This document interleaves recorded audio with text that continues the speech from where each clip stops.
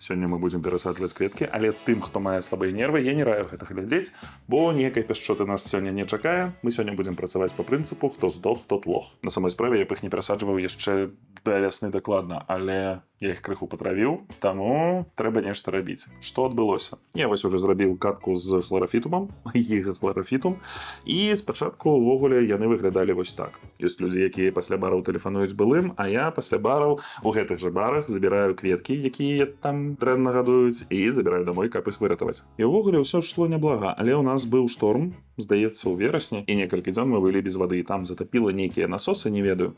І пасля таго, як гэтую ваду далі, яшчэ пэўны час мы былі з вельмі бруднай вадой. Увогуле хларафітум гэта вельмі жывучая расліна. Але ці я недастаткова адстаяў ваду? Ці ў гэтай вадзе была нейкая вельмі моцная прысадка, бо калі яна была бруднай, канешне, увесь горад ламентаваў, і ва ўсіх пабліках, ва ўсіх суполках размаўлялі толькі аб гэтым. Карацей, я наліў гэтай вады ў хларафітумы, і літаральна за 2-3 тыдні яны згарэлі. Вось так яны выглядалі паўгадзіны таму, і на самой справе хларафітумам настолькі ўсё па барабану, што яны б вымахалі і там. Але я вырашыў, што можна сабраць іх у адну вось такую катку, яшчэ адзін з іх летам даў паросткі, таму гэтай паросткі ў мяне былі асобна, і таму я ўсё зараз упяндзюраю вось сюды, выглядае гэта пакуль не вельмі, але я ўпэўнены, што да лета гэта будзе нешта прыгожае і магутнае. Бо я ўжо 2 гады паназіраў за хларафітумамі і ўпэўнены, што пасля ядзернай вайны застануцца толькі тараканы і хларафітумы. Ім увогуле на ўсё пляваць.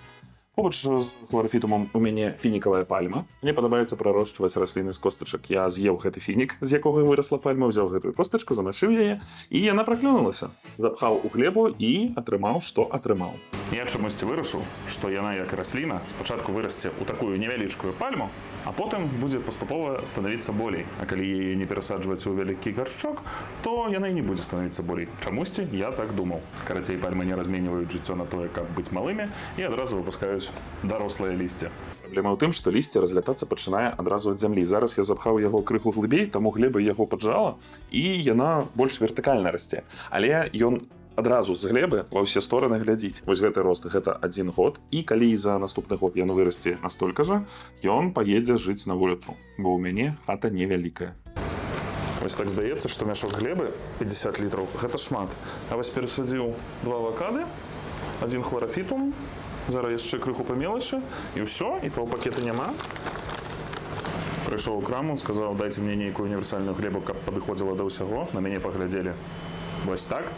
Я ў адказ паглядзеў так жа. Ну, карацей, мне выдалі нейкі мех, спадзяюся, і што я разышоўся. Так. Не, крыху адсыпем назад. Потым дасыпем. За пальму за адзіную крыху страшна, бо такое лісце дзіўнае. А карані таксама, глядзіце. Такія цікавыя. Так, крыху камення скінем.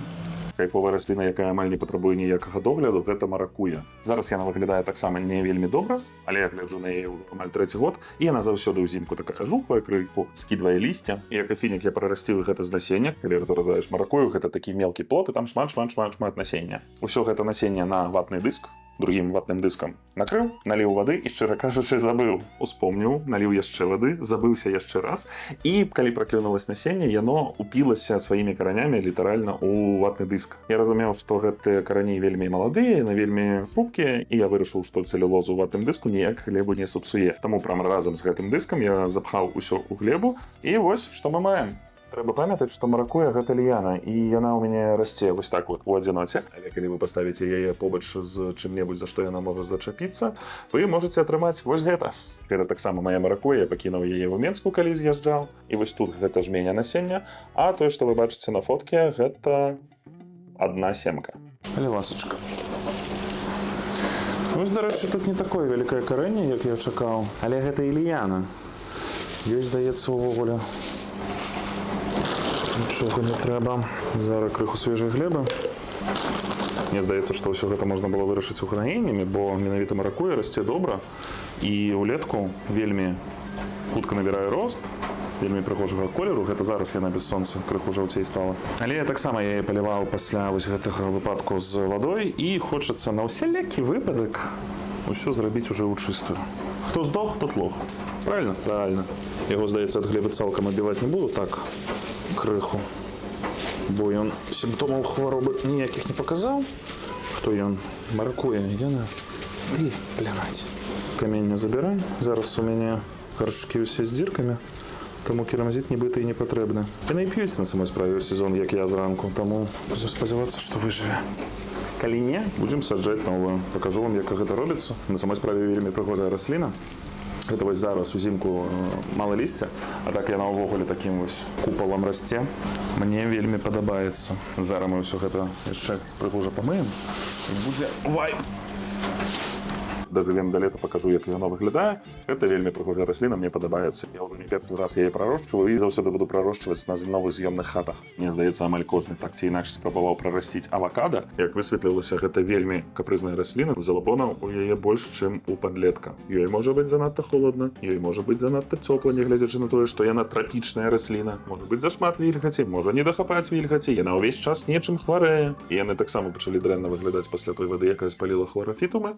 Таму спачатку агрэсіўная перасадка, а зараз я іх яшчэ і пасяку. Не давярайце тым відосам у тыктоку, на якіх робяць прыгожыя бансаі з авакада. Бо авакада такая расліна, паколькі гэта дрэва, яно намагаецца хутка расці. І маленечкі перакос па свету, і мы атрымліваем вось такога мутанта, які расце ва ўсе стороны. Мы атрымліваем голы ствол унізе, бо, сапраўды яму лісце знізу не патрэбна.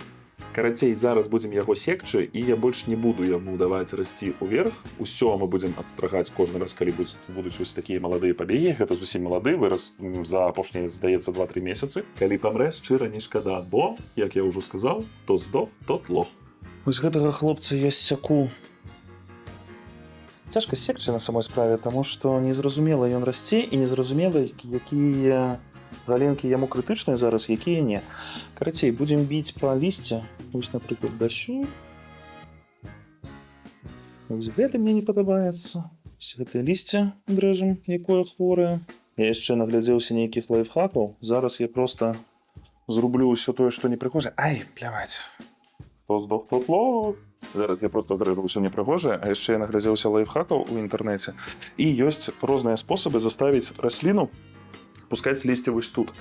І гэта ўжо патрэбна рабіць будзе не пры штучным асвятленні. Я думаю, што калі я яго недзе ў красавіку, можа ў траўні, выпру на вуліцу, тады мы паспрабуем гэтыя лайфхакі. А зараз, проста, каб мяне не раздражняла, зробім вось такое.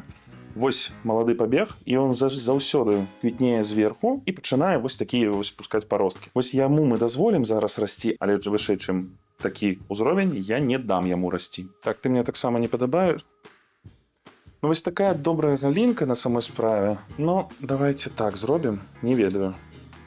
Ці добра гэта, ці не. Можа, калі нейкі раслінавед паглядзіць гэтыя відосы, скажу, што я дурань, але у нас тут усё проста. То выжыў, то і выжыў. Авакады гэтыя ў мяне ўжо 3-й год. І на самой справе ім ужо і патрэбна свежая глеба. Канешне, можна было б вырашыць пытанне угнаеннямі, бо я думаю, што з першай глебы яны ўсё з'елі ўжо. Але паколькі ў нас ёсць гэтае пытаннечка з вадой, з бруднай, мы зробім ось так. Так, што, вот тут ты нейкая дзіўная ўвогуле, але тут неблага выглядае. Вось гэта стрижа. Гэтая галінка мне ўвогуле не падабаецца, нейкая яна ў пятнах. Кайф. Вось так і жывем. Я ўжо сабраў гроўбокс, там будзе штучнае асвятленне, нават будзе вентыляцыя.